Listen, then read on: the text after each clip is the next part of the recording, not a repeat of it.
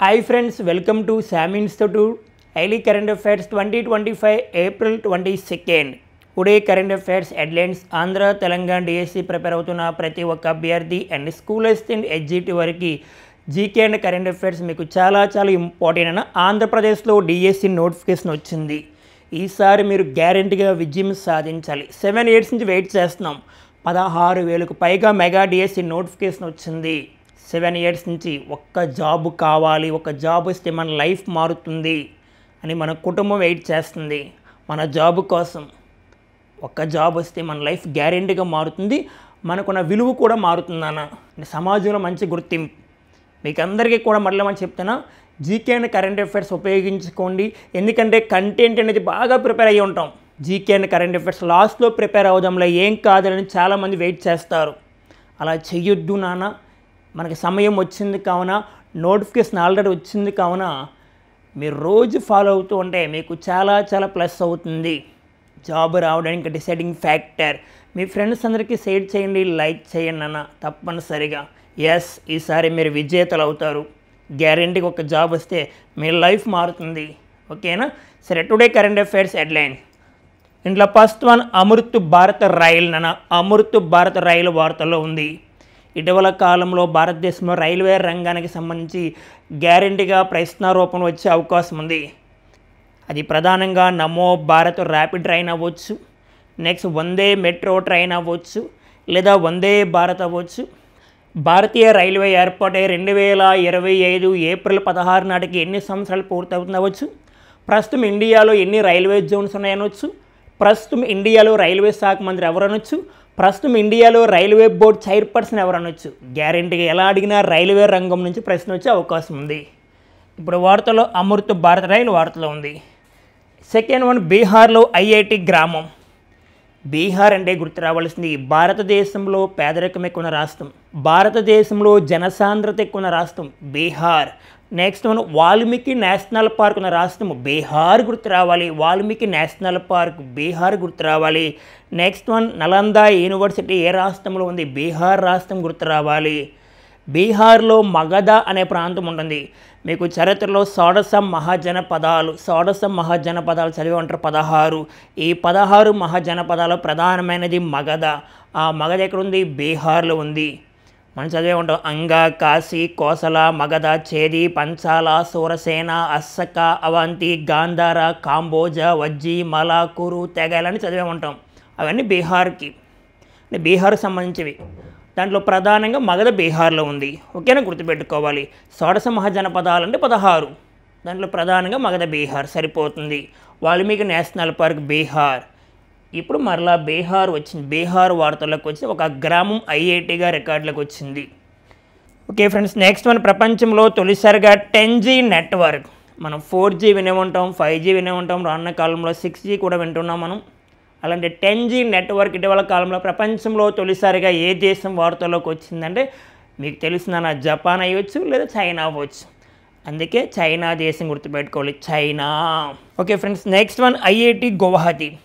ప్రతిసారి ఐఐటి వార్తలకు వస్తున్నాయి. ఐఐటి నుంచి ఈసారి ప్రశ్న వస్తుంది సైన్స్ అండ్ టెక్నాలజీ టాపిక్లో భాగంగా. లేటెస్ట్గా ఐఐటి గౌహతి వార్తలో ఉంది. ఎందుకు వార్తల్లోకి వచ్చింది? ప్రస్తుతం భారతదేశంలో 23 ఐఐటీస్ ఉన్నాయని చెప్పుకున్నాం. భారతదేశంలో ఉన్న ఐఐటీస్ ఓన్లీ మన ఇండియాలోనే కాకుండా విదేశాల్లో కూడా ఏర్పాటు చేస్తున్నారు. ఐఐటి మద్రాసు తాంజానియా దేశంలో ఏర్పాటు చేస్తామని చెప్పుకున్నాం. నెక్స్ట్ ఐఐటి ఢిల్లీ అయితే యూఏఈలో ఏర్పాటు చేస్తాం, దుబాయ్లో ఏర్పాటు చేస్తాం మాట్లాడుకున్నాం. ఓకేనా? నెక్స్ట్ ఐఐటి కాన్పూర్ వార్తలో ఉందమ్మా. ఐఐటి కాన్పూర్ వార్తలో ఎందుకు వార్తలో ఉందంటే ఐఐటి కాన్పూర్ ప్రధానంగా గుర్తుపెట్టుకో, ఢిల్లీలో కాలుష్యాన్ని అరికట్టడానికి, పొల్యూషన్ అరికట్టడానికి ఆర్టిఫిషియల్ రెయిన్ అంటే కృత్రిమ వర్షాలు కురిపించింది ఎవరంటే ఐఐటి కాన్పూర్. గతంలో చెప్పా, మరలా చెప్తున్నా. అంటే ఢిల్లీ అంటే కాలుష్యం ఎక్కువ నగరం. ఆ ఢిల్లీలో కాలుష్యాన్ని అరికట్టడానికి ఏ ఐఐటి వారు కృత్రిమ వర్షాలు కురిపించారు? ఆర్టిఫిషియల్ రెయిన్ అంటే ఐఐటి కాన్పూర్. ఓకేనా? ఓకే ఫ్రెండ్స్, నెక్స్ట్ మన ప్రధానమంత్రి అవార్డు వార్తలో ఉంది. అంటే నేషనల్ సివిల్ సర్వీస్ డే సందర్భంగా 17 సివిల్ సర్వీస్ డే నిన్న రోజు జరిగింది. 17వ సివిల్ సర్వీస్ డే మనకి 2025 ఏప్రిల్ 21వ తారీఖున జరిగింది. ఓకేనా? Okay friends, first current affairs Amrit Bharat రైలు. ప్రధానంగా అమృత్ భారత్ రైలును ఎప్పుడు ప్రారంభించారంటే 2023 డిసెంబర్ 30వ తారీఖున తొలిసారిగా ప్రారంభించారు. 2023 డిసెంబర్ 30వ తారీఖున దీన్ని ప్రారంభించారు.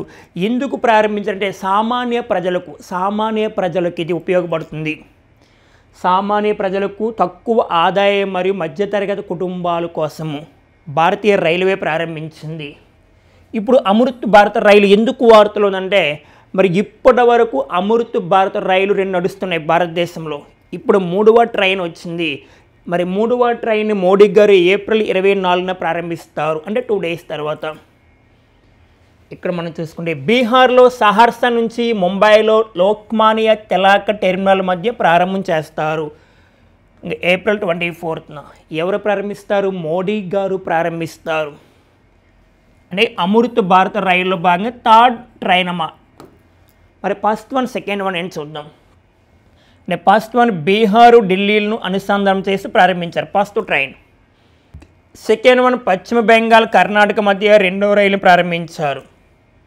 ఇప్పుడు 3వ ట్రైన్ రాబోతుంది. బీహార్లో సహర్సా నుంచి ముంబైలో లోక్మాన్య తిలక్ టెర్మినల్ మధ్య ప్రారంభం చేస్తారు 2025 ఏప్రిల్ 24. ఏప్రిల్ 24 అంటే మనకు గుర్తు రావాల్సింది నేషనల్ పంచాయతీ రాజ్ డే. జాతీయ పంచాయతీ రాజ్ దినోత్సవం ప్రతి సంవత్సరం ఏ రోజు జరుపుకుంటాం? ఏప్రిల్ 24. భారత రాజ్యాంగంలో మొత్తం షెడ్యూల్స్ 12 ఉంటాయి నాన్న, 12. దాంట్లో 11వ షెడ్యూల్ గ్రామ పంచాయతీ గురించి తెలియజేస్తుంది. 12వ షెడ్యూల్ మున్సిపాలిటీ లేదా నగర పంచాయతీ అంటాం. No problem. అయితే మోడీ గారు ఇదే రోజున 2025 ఏప్రిల్ 24న మరొక ట్రైన్ ప్రారంభిస్తున్నారు. మీకు తెలుసు అది చాలా ఇంపార్టెంట్. 16 బోగీలతో నమో భారత్ ర్యాపిడ్ రైలు ప్రారంభిస్తారు. మా ర్యాపిడ్ ట్రైన్ మనకి నమో భారత్ ర్యాపిడ్ ట్రైన్ని మోడీ గారు ప్రారంభిస్తారు. ఇది 2nd ఎడిషన్. అంటే ప్రధానంగా జయనగర్ నుంచి పాట్నా మధ్య, జయనగర్ నుంచి పాట్నా అంటే బీహార్. అదే ఏప్రిల్ 24 ప్రారంభించున్నారు. మనకి నమో భారత్ ర్యాపిడ్ ట్రైన్కి మరొక పేరు, పాత పేరు ఏంటి? వందే మెట్రో ట్రైన్ అంటారు. వందే మెట్రో ట్రైన్. మరి ఫస్ట్ వందే మెట్రో ట్రైన్ మోడీ గారు ఎప్పుడు ప్రారంభించారు? 2024 సెప్టెంబర్ 17వ తారీఖున గుజరాత్లో అహ్మదాబాద్ నుంచి భూజ్ వరకు ప్రారంభించారు. భూజ్. ఇప్పుడు మరలా 16 బోగీలతో నమో భారత్ ర్యాపిడ్ ట్రైన్ని జయనగర్ నుండి పాట్నా మధ్య ప్రారంభిస్తున్నారు. అంటే బీహార్లో అని గుర్తుపెట్టుకోవాలి. అంటే నమో భారత్ ర్యాపిడ్ ట్రైన్ పాత పేరు అంటే మనకు వందే మెట్రో ట్రైన్ గుర్తు రావాలి. వందే మెట్రో ట్రైన్. మరి ఇటీవల కాలంలో భారతీయ రైల్వే వార్తల్లో ఉంది. 2025 ఏప్రిల్ 16వ తారీఖున 172 ఇయర్స్ కంప్లీట్ చేసుకుంది. 172 ఇయర్స్ కంప్లీట్ అయ్యింది. భారతీయ రైల్వే ఏర్పాటై 2025 ఏప్రిల్ 16 నాటికి 172 సంవత్సరాలు పూర్తయింది అని గుర్తుపెట్టుకోవాలి. ప్రస్తుతం రైల్వే బోర్డు CEO లేదా చైర్పర్సన్గా ఎవరు పనిచేస్తున్నారు? సతీష్ కుమార్ గారు, 47th పర్సన్. అదే రైల్వే బోర్డుకి పాస్ట్ ఉమెన్ చైర్పర్సన్గా గతంలో ఎవరు పనిచేస్తారు? జైవర్మ సిన్హా గారు పనిచేస్తారు. ప్రస్తుతం రైల్వే శాఖ మంత్రి అశ్విని వైష్ణవ్ అని గుర్తుపెట్టుకోవాలి. భారతదేశానికి తొలి రైల్వే శాఖ మంత్రి మనకి జాన్ మత్తాయి గారు పనిచేస్తారు. ఫస్ట్ రైల్వే 1853 ఏప్రిల్ 16వ తారీఖున ముంబై టు థానే మధ్య ప్రారంభమైంది. 34 కిలోమీటర్ డిస్టెన్స్. 14 బోగీలతో 400 మంది ప్రయాణికులతో ఫస్ట్ రైల్వే స్టార్ట్ అయింది. మీకు తెలుసు ఈ ప్రపంచ రైల్వే వ్యవస్థలో అతిపెద్ద నెట్వర్క్ కలిగిన దేశంగా అంటే అమెరికా ఉంటుంది. అదే రైల్వే ఎంప్లాయీస్లో మాత్రం ఫస్ట్ ప్లేస్ మన ఇండియా ఉంటుందన్న గుర్తుపెట్టుకోవాలి. అలాగే ఇక్కడ లింక్ చేసుకుంటే మనకి ఇంకొక ట్రైన్ గుర్తు రావాలి. అది వందే భారత్. ఫస్ట్ మనం వందే భారత్ ఎప్పుడు ప్రారంభించారంటే 2019 ఫిబ్రవరి 15వ తారీఖున వందే భారత్ ట్రైన్ ప్రారంభమైంది. ఓకేనా, గుర్తుపెట్టుకోండి. అయితే ఇక్కడే అమృత్ భారత్ రైలుకి ఇంజిన్ ఎవరు తయారు చేస్తున్నారంటే నా కోచ్ ఫ్యాక్టరీ, అంటే ప్రధానంగా చెన్నైకి చెందిన ఇంటిగ్రల్ కోచ్ ఫ్యాక్టరీ వారు ఇంజిన్ తయారు చేస్తారు, గుర్తుపెట్టుకోవాలి. Okay friends, next current affairs బీహార్లో ఐఐటి గ్రామం వార్తలకు వచ్చింది. మరి ఎందుకు వార్తలకు వచ్చిన ఒక గ్రామం గుర్తుపెట్టుకోండి, మీకు చాలా ప్లస్ అవుతుంది. ఎందుకంటే మనకి డిఎస్సి పర్పస్లో, ఎడ్యుకేషన్ పర్పస్లో బిట్ అడిగే అవకాశం ఉంది. ఇక్కడ చూసారు 2025 జేఈఈ మెయిన్స్ ఫలితాలు 40 మందికి పైగా. ఒక గ్రామంలో, దేశంలో, ఒక రాష్ట్రంలో 40 మెంబర్స్ అంటే ఓకే, ఒక జిల్లాలో 40 మెంబర్స్ ఓకే, ఒక గ్రామంలో, ఒక విలేజ్ వార్తల్లోకి వచ్చింది. ఇక్కడ చూస్తే గయా జిల్లా అంటే బీహార్లో ఉన్న ఒక జిల్లా పేరు గయా జిల్లా.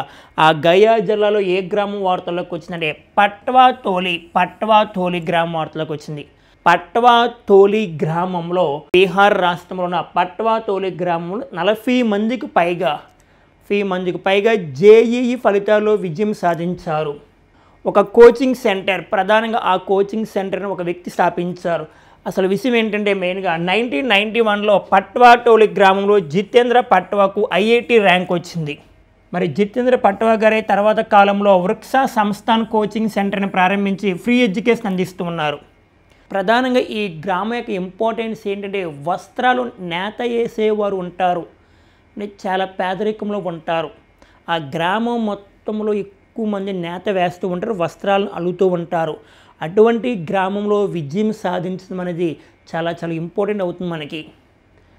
అలాంటి బీహారు రాష్ట్రంలో ఉన్న ఒక గ్రామం పేరు పట్వాతోలి. 2025 జేఈఈ మెయిన్స్ ఫలితాలు 40 మందికి పైగా విజయం సాధించారు. అందుకనే పట్వాతోలి గ్రామాన్ని ఏ పేరుతో పిలుస్తారంటే మాంచెస్టర్ ఆఫ్ బీహార్గా పిలుస్తారు. మాంచెస్టర్ ఆఫ్ బీహార్ అంటే ఎక్కువ మంది ఉద్యోగాలకు అవకాశం కల్పిస్తుందని. అలాగే గతంలో మనం ఒక గ్రామం వినే ఉంటాం, భారతదేశంలో తొలిసారిగా ఐఏఎస్ ఫ్యాక్టరీగా మేతోపతి అని ఒక గ్రామం ఉత్తరప్రదేశ్లో ఉందన్న. ఈ దాదాపుగా 70+ ఐఏఎస్లు అయ్యారు. అక్కడ ఒక గ్రామం నుంచి 70+ ఐఏఎస్లు అయ్యారు. భారతదేశ చరిత్రలో రికార్డ్ మేతోపతి అని ఒక గ్రామం వార్తలో ఉంది. అలా ఇంపార్టెన్స్ పరంగా ఏమైనా గ్రామాలు వస్తే గుర్తుపెట్టుకోవాలి. సతీవారా అనే గ్రామం జమ్మూ అండ్ కాశ్మీర్ ఉంది. భారతదేశ చరిత్రలో తొలి ప్లాస్టిక్ రహిత గ్రామం, India first free plastic village Satiwara. ఇది ఎక్కడుందని జమ్మూ కాశ్మీర్లో ఉంది అని గుర్తుపెట్టుకోవాలి. అలాగే పొల్లంపారా గ్రామం కేరళలో ఉంది. దీని ఇంపార్టెన్స్ ఏంటంటే పొల్లంపారా గ్రామం ఇంపార్టెన్స్ 100కి 100% ఆన్లైన్ ఎడ్యుకేషన్ అందిస్తుంది. డిజిటల్ అక్షరాస్యతను అందిస్తున్న గ్రామం పొల్లంపారా ఎక్కడ అంటే కేరళ రాష్ట్రంలో ఉందనేది మనం గుర్తుపెట్టుకోవాలి. అంటే ఇలా ఇంపార్టెన్స్ ఏమైనా వస్తే మనం చూస్తూ ఉండాలన్నా.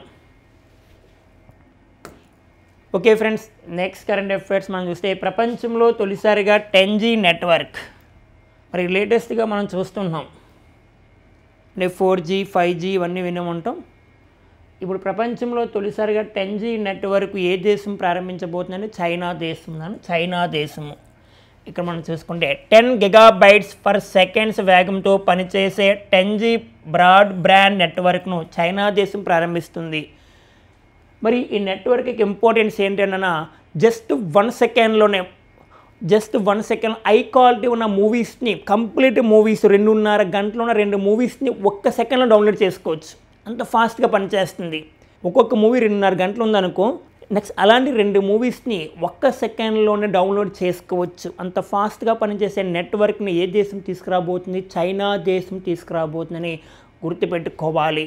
నిన్నటి రోజున కరెంట్ అఫైర్స్లో చైనా దేశము హైడ్రోజన్ బాంబుని తీసుకొస్తుందని మాట్లాడుకున్నాం. హైడ్రోజన్ బాంబుని ఏర్పాటు చేస్తుంది చైనా దేశం మాట్లాడుకున్నాం. మరి చైనా వార్తల్లోకి వచ్చింది కానీ చైనా ప్రధానిగా ఎవరు పనిచేస్తున్నారు అంటే లీ కియాంగ్. మరి చైనా రాజధాని బీజింగ్. ఈయన పాత పేరు పెకింగ్ అని పిలుస్తారు. పెకింగ్ సరిపోతుంది మనకు. Direct question, single line question. Okay friends, next current affairs ఒక ఐఐటి వార్తలో ఉంది. ఐఐటి అంటే మనకి చాలా ఇంపార్టెంట్, గ్యారంటీగా పోటీ పరీక్షలు వచ్చే అవకాశం ఉంది. ఇప్పుడు వార్తలో ఉన్న ఐఐటి ఏంటంటే ఐఐటి గువాహతి. మరి ఐఐటి గువాహతి అంటే అస్సాం రాష్ట్రం గుర్తు రావాలి. మనకి అస్సాం రాష్ట్రం అంటే అంబుబాచి ఫెస్టివల్ గుర్తు రావాలి. భారతదేశంలో తొలిసారిగా GSTని ఆమోదించిన రాష్ట్రం ఏంటంటే అస్సాం రాష్ట్రం గుర్తు రావాలి. అలాంటి లేటెస్ట్గా ఐఐటి గౌహతి వార్తలో ఉంది. ఎందుకు వార్తలో ఉందంటే 2025-26 విద్యా సంవత్సరం నుంచి ఒక కోర్స్ని ఇంప్లిమెంట్ చేస్తుంది. ఆ కోర్స్ ఏంటి చూద్దాం. భారతదేశంలో తొలిసారిగా ఏ ఐఐటి వచ్చింది వార్తల్లోకి.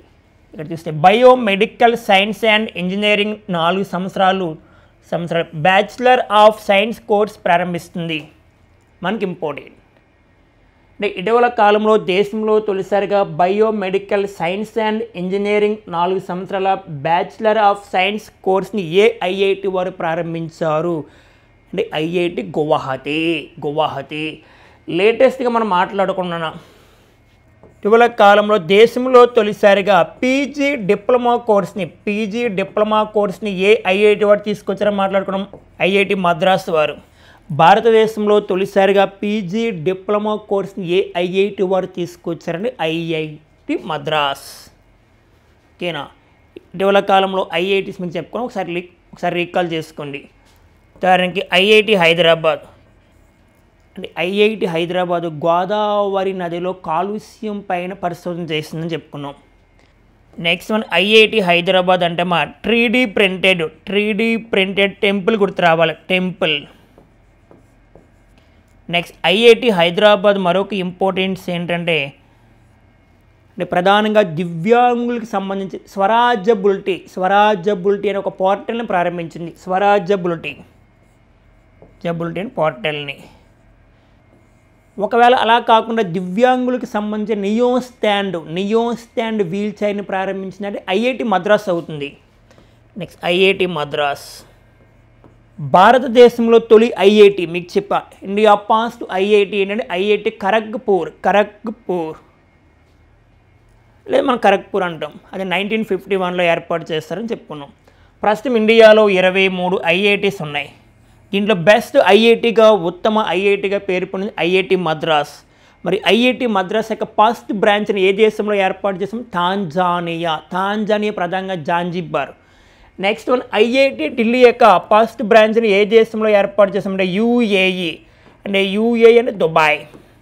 గుర్తుపెట్టుకోవాలి. ఐఐటి ఢిల్లీ అయితే యూఏఈ, నెక్స్ట్ ఐఐటి మద్రాస్ అయితే తాంజానియా దేశం గుర్తు రావాలి మనకి. ఇప్పుడు వార్తల్లోకి వచ్చిన ఐఐటి గౌహతి గురించి మరొక పాయింట్ వెరీ లేటెస్ట్గా స్వైన్ ఫీవర్ అంటారు. మరి స్వైన్ ఫీవర్కి అంటే ప్రధానంగా పందుల్లో వచ్చిన స్వైన్ ఫీవర్కి వ్యాక్సిన్ కనుగొన్న వ్యాక్సిన్ టెక్నాలజీ తీసుకొచ్చింది. వ్యాక్సిన్ టెక్నాలజీని ప్రారంభించిన ఐఐటి.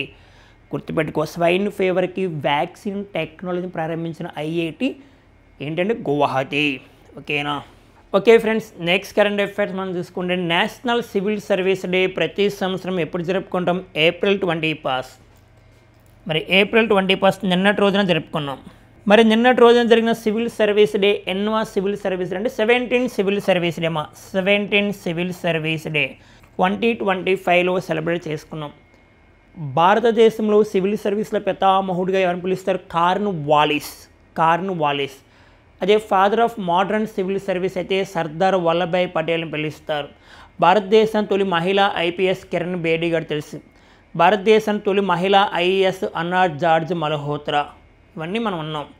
ఇప్పుడు అయితే నిన్నటి రోజున మోడీ గారు చేతుల మీదుగా భారతదేశంలో ఉన్న ఉత్తమ జిల్లా కలెక్టర్లకి అవార్డులు ఇవ్వడం జరుగుతుంది. ఇక్కడ మనం చూసుకుంటే ప్రధాని చేతుల మీదుగా ఆదిలాబాద్ జిల్లా కలెక్టర్ రాజర్షికు సాకు పురస్కారం ఇచ్చారు. అంటే తెలంగాణ రాష్ట్రం నుంచి ఒక వ్యక్తికి వచ్చింది, మన ఆంధ్రప్రదేశ్కి ఒక వ్యక్తికి వచ్చింది. గుర్తుపెట్టుకో.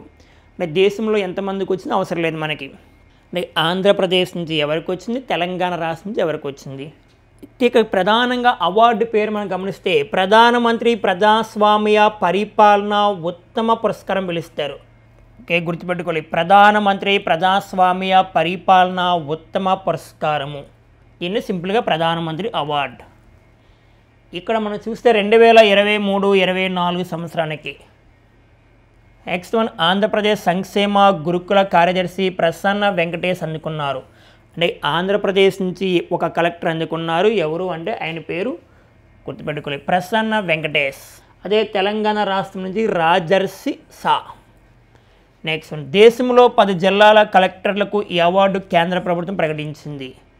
నెక్స్ట్ ప్రసన్న వెంకటేష్ 2022 జనవరి నుండి 2024 జూలై వరకు ఏలూరు జిల్లా కలెక్టర్గా పనిచేస్తారు.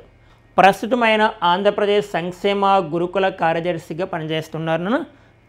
ఆయన పేరు ప్రసన్న వెంకటేష్. అంటే ప్రధానంగా ఈ అవార్డు ఏ సందర్భంగా ఇచ్చారంటే నేషనల్ సివిల్ సర్వీసెస్ సందర్భంగా ఇచ్చారు. నేషనల్ సివిల్ సర్వీస్ డే సందర్భంగా ఇవ్వడం జరిగింది. అంటే మోడీ గారి చేతి మీద తీసుకున్నారు. అంటే ఈ అవార్డులు ఎక్కడ ఇచ్చారంటే ఢిల్లీలో విజ్ఞాన భవన్లో ఇచ్చారు. Okay friends, next current affair మనం చూసుకుంటే 2025 మహిళా వరల్డ్ చెస్ ఛాంపియన్ టైటిల్. మరి 2025 మహిళా వరల్డ్ చెస్ ఛాంపియన్ టైటిల్ అంటే ప్రధానంగా క్రీడా రంగానికి సంబంధించి ఒక గ్రాండ్ మాస్టర్, చైనాకు చెందిన గ్రాండ్ మాస్టర్ ఉమెన్కు రావడం జరిగింది. ఆమె పేరు వెంజున్ జూ అంటే చైనా దేశము. మరి ఈమెకి ఇది 5th టైటిల్ అంటే 5వసారి. మరి ఎవరిపైన విజయం సాధించిందంటే టాన్ జోంగి ఈమెది కూడా చైనా. మరి ఈసారి 2025 మహిళా వరల్డ్ చెస్ ఛాంపియన్ టైటిల్ ఎక్కడ జరిగింది, ఏ దేశంలో జరిగిందంటే చైనా దేశంలో. మరి చైనా దేశంలో ప్రధానంగా ఏ నగరాల్లో జరిగిందంటే షాంఘై మరియు చాంగ్కింగ్ నగరంలో జరిగిందని గుర్తుపెట్టుకోవాలి. అంటే క్రీడా రంగం గురించి గ్యారెంటీగా పోటీ పరీక్షలు మనకు ఒక మార్కు వస్తుంది. దాంట్లో ఏమేమి గుర్తుపెట్టుకోవాలంటే ప్రధానంగా ఒలింపిక్స్ చదువుకోవాలి. ఒలింపిక్స్ 2024లో జరిగిన ఒలింపిక్స్. నెక్స్ట్ వన్ పారా ఒలింపిక్స్, 2024లో జరిగిన పారా ఒలింపిక్స్ చదువుకోవాలి మనం. 2024 ఇటీవల కాలంలో జరిగిన 38 నేషనల్ గేమ్స్, 38వ జాతీయ క్రీడల గురించి చదువుకోవాలి. 2025లో జరిగే ఉత్తరాఖండ్లో. నెక్స్ట్ వన్ ఇటీవల కాలంలో 2025లో పాస్ట్ ఖోఖో వరల్డ్ కప్ జరిగింది. మనకి లేటెస్ట్గా 9th ఛాంపియన్ ట్రోఫీ జరిగింది. 9th ఛాంపియన్ ట్రోఫీ విజేత ఎవరు? భారత్ ఏ దేశం పైన? న్యూజిలాండ్. మరి ఇటీవల కాలంలో 2023లో మనకి 13th one day cricket world cup జరిగింది. దీంట్లో విజేత ఆస్ట్రేలియా, ఏ దేశం పైన? భారత్. ఇవన్నీ ఒకసారి క్రీడా రంగానికి సంబంధించి మనం చూస్తూ ఉండాలి. అన్నీ కాదు, ఎవ్రీ 4 years 1 time జరిగే దాంట్లో మెయిన్గా చూడాలి. అంటే ఎవ్రీ 4 years 1 time, ప్రతి 4 సంవత్సరాలకు ఒక్కసారి జరిగితే అవి బాగా చూడాలి. మనకి గ్యారెంటీగా ఒలింపిక్స్ నుంచి ప్రశ్న వచ్చే అవకాశం ఉంది. Okay friends, next current affairs క్రీడా రంగానికి సంబంధించి మరొక టైటిల్ వార్తలో ఉంది. 15వ హాకీ ఇండియా సీనియర్ పురుషుల జాతీయ ఛాంపియన్షిప్. అంటే ఈసారి 2025లో జరిగిన హాకీ ఇండియా సీనియర్ పురుషుల జాతీయ ఛాంపియన్షిప్ ఎన్నోవాది అంటే 15వ ఎడిషన్, 15th ఎడిషన్. మరి ఇది ఏప్రిల్ 4 నుంచి ఏప్రిల్ 15 వరకు జరిగిందన. ఎక్కడ జరిగిందంటే ఉత్తరప్రదేశ్లో ఝాన్సీలో మేజర్ ధ్యాన్చంద్ హాకీ స్టేడియంలో జరిగింది. మరి విజేత ఎవరంటే ఫస్ట్ ప్లేస్ పంజాబ్ ఉంది, అండ్ సెకండ్ ఎవరంటే Madhya Pradesh, and third one Uttar Pradesh. గుర్తుపెట్టుకోవాలి, పంజాబ్ ఎవరిపైన విజయం సాధించింది? మధ్యప్రదేశ్ పైన. అందుకే first place Punjab, second place Madhya Pradesh, third one Uttar Pradesh.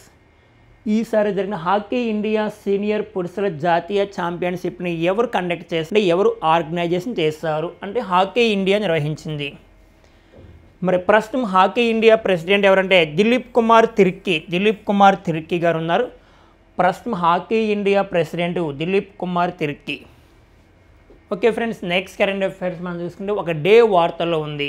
ప్రస్తుతం మనం ఏప్రిల్ మంత్లో ఉన్నాం కావున ఏప్రిల్ మంత్లో మనం చూసుకుంటే ప్రస్తుతం చాలా ఇంపార్టెంట్స్ మాట్లాడుకున్నాం. April 7 వరల్డ్ హెల్త్ డే, ప్రపంచ ఆరోగ్య దినోత్సవం జరుపుకున్నాం. Next one April 12 international space day జరుపుకున్నాం. April 14 doctor B R Ambedkar Jayanti జరుపుకున్నాం. అండ్ April 18 ప్రపంచ వారసత్వ ప్రాంతాల దినోత్సవం జరుపుకున్నాం. April 21 నిన్నటి రోజున నేషనల్ సివిల్ సర్వీస్ డే లేదా ఇంటర్నేషనల్ సివిల్ సర్వీస్ డే జరుపుకున్నాం. మరి ఈ రోజున ప్రధానంగా ఏమి వార్తల్లో ఉందంటే మీ అందరికీ తెలిసిన ఒక డే గ్యారెంటీగా డిఎస్సీలో వచ్చే అవకాశం ఉంది, వరల్డ్ ఎర్త్ డే. ఇక్కడ మనం చూసుకుంటే అంతర్జాతీయ మాతృభూమి దినోత్సవం, దీన్ని ప్రపంచ ధరిత్రి దినోత్సవం అంటాం. ధరిత్రి ప్రతి సంవత్సరం April 22 జరుపుకుంటాం. అంటే దేశ ప్రజలు అవ్వచ్చు, ప్రపంచ దేశాల్లో ఉన్న ప్రజలు మన జీవ వైవిధ్యాన్ని కాపాడుకునే బాధ్యత ఉంది, పర్యావరణం కాపాడుకునే బాధ్యత మనకు ఉంది. నెక్స్ట్ మన చుట్టూ ఉన్న ప్లాస్టిక్ని ఇవన్నీ కంట్రోల్ చేసే అవకాశం కూడా మనకు ఉంది నాన్న. మనం అనుకుంటే ఒక వ్యక్తి మానవుడు అనుకుంటే ప్రపంచంలో వెదజల్లే ప్రతి కర్బన ఉద్గారాలను కూడా కంట్రోల్ చేయవచ్చు, ప్లాస్టిక్ని కూడా కంట్రోల్ చేయవచ్చు.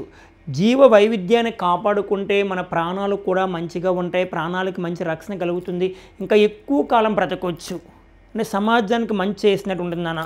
అలాంటి ఒక అవగాహన కార్యక్రమం ప్రతి సంవత్సరము మనం ఏం జరుపుకుంటామంటే ఒక డే ఉంది నాన్న. ఆ day world earth day. World earth day ఏ రోజు జరుపుకుంటాం?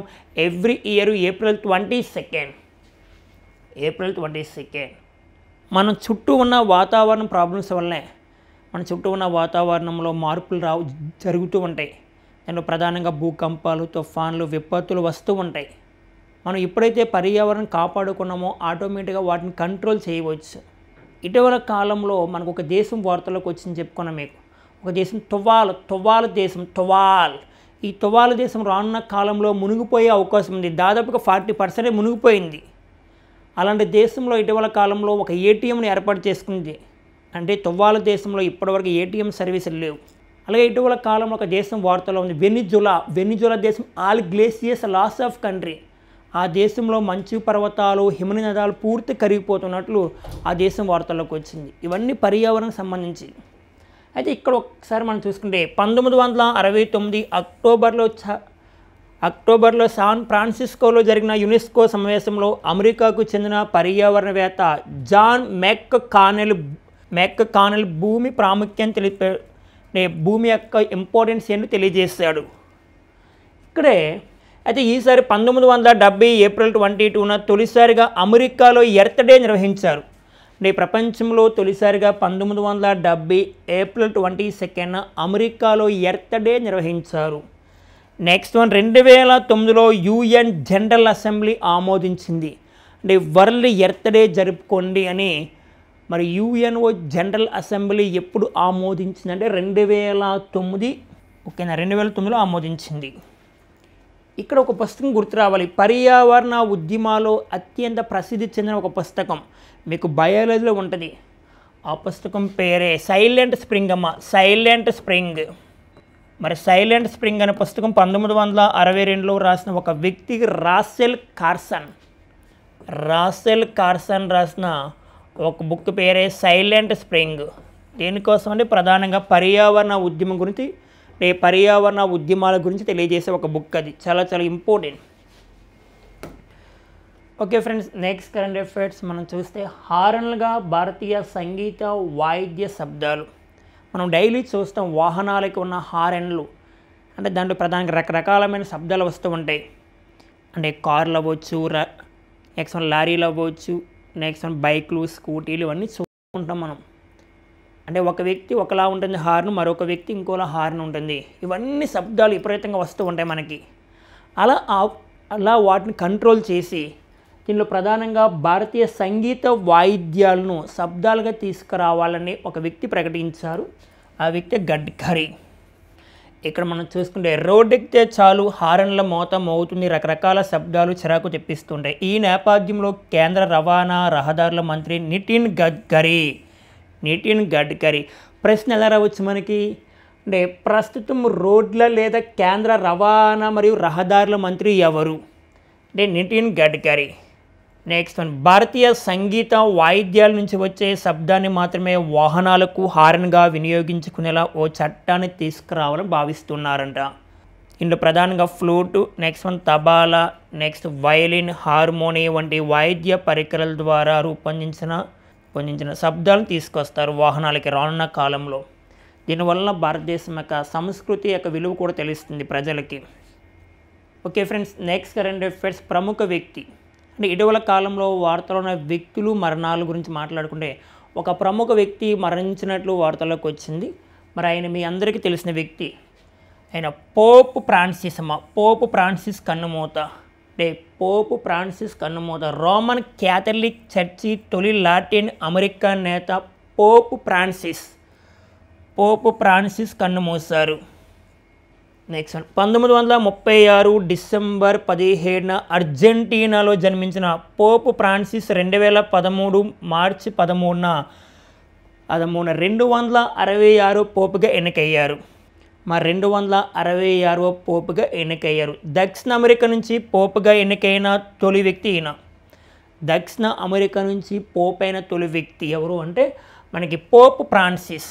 మరి ఇటీవల కాలంలో మరణించారని గుర్తుపెట్టుకోవాలి, సరిపోతుంది. ఓకే ఫ్రెండ్స్, నెక్స్ట్ మనం చూసుకుంటే రేపటి ప్రశ్న అంటే రేపటి కరెంట్ అఫైర్స్లో దీని ఆన్సర్ మీకు ఇస్తా. ఈరోజు క్వశ్చన్ మీరు కామెంట్లో పెట్టవచ్చు, మీకు చాలా చాలా ప్లస్ అవుతుంది. డైలీ ఒక ప్రశ్న ఇవ్వడం జరుగుతుందన్న, డైలీ ఒక ప్రశ్న. నేను ఈరోజు క్వశ్చన్ చెప్తా, దాని ఎక్స్ప్లెనేషన్ రేపు ఇస్తా. మీరు ఏమైనా కామెంట్లో పెట్టవచ్చు దాని ఆన్సర్ ఏంటనేది. మీకు చాలా చాలా ఇంపార్టెంట్ క్వశ్చన్స్ ఇవి. నేను డైలీ రావడం జరుగుతుంది, డైలీ ఒక క్వశ్చన్. ఇక్కడ మనం చూస్తే రేపటి ప్రశ్న 17వ బ్రిక్స్ సదస్సు 2025లో ఏ దేశంలో జరుగుతుంది? మరి దీనికి జవాబు చెప్పాలి మీరు. నేను ఆన్సర్స్ ఇవ్వలేదు, దీని గురించి కంప్లీట్గా డేటా రేపిస్తాను మీకు. డైలీ ఒక క్వశ్చన్, అంటే ఈరోజు అడిగే క్వశ్చన్ రేపిస్తూ ఉంటా. అంటే 17వ బ్రిక్స్ సదస్సు 2025లో ఏ దేశంలో జరుగుతుంది? అసలు బ్రిక్స్ అంటే ఏంటి, బ్రిక్స్ ఎప్పుడు ఏర్పాటైంది, బ్రిక్స్లో ఎన్ని దేశాలు ఉన్నాయి, ఇవన్నీ రేపు మాట్లాడదాం. ఓకే, దీనికి క్వశ్చన్ ఇంపార్టెన్స్ ఏంటనేది. ఓకే ఫ్రెండ్స్, ఈరోజున్న కరెంట్ అఫైర్స్ మీ ఫ్రెండ్స్ అందరికీ షేర్ చేయండి, లైక్ చేయండి. All the best.